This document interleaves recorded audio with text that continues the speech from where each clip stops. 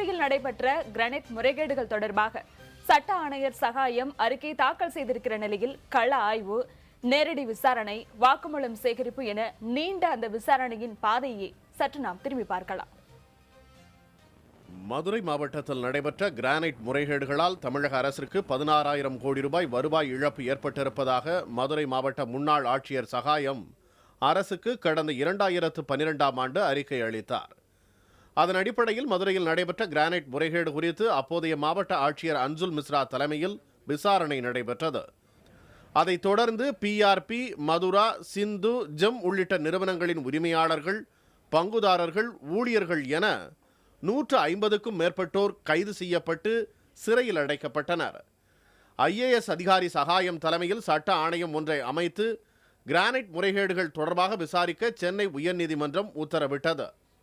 இதைத் தொடர்ந்து கடந்த 2014ஆம் ஆண்டு டிசம்பர் மாதம் 3ஆம் தேதி முதல் விசாரணையை தொடங்கினார் சட்ட ஆணையர் சகாயம்.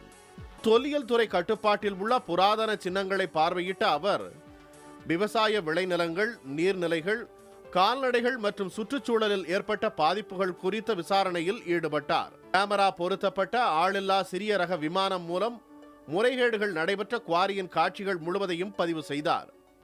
புகார்தாரர்களை சம்பந்தப்பட்ட இடத்திற்கு வரவழைத்து அவர்களின் குற்றச்சாட்டுகளையும் வாக்குமூலங்களையும் வீடியோ பதிவாக பெற்றார். அதன் அடிப்படையில் வருவாய்த்துறை, காவல்துறை, பொதுப்பணித்துறை, கனிம மற்றும் சுரங்கவியல் துறை, வணிக வரித்துறையினர் தங்களது தரப்பு தகவல்களை பல்லாயிரம் பக்கங்களை கொண்ட அறிக்கையாக தாக்கல் செய்தனர். 20ஆம் கட்ட விசாரணை நடைபெற்ற சூழலில் கீழவளவைச் சேர்ந்த சேவர் கொடியோன் என்பவர் நரபலி புகார் ஒன்றை அளித்தார். 1999இல் நரபலி நடந்ததாக கூறப்படும் மலம்பட்டி மணிமுத்தாறு ஓடை பகுதிக்கு சென்ற சட்ட ஆணையர் சகாயம் தடயங்கள் அழிக்கப்பட்டு விடக்கூடாது எனும் நோக்கில் 12/9/15 அன்று இரவு முழுவதும் அங்கேயே தங்கினார். சேவர் கொடியோன் அடையாளம் காட்டிய இடத்தில் தோண்டும் பணி நடைபெற்றது.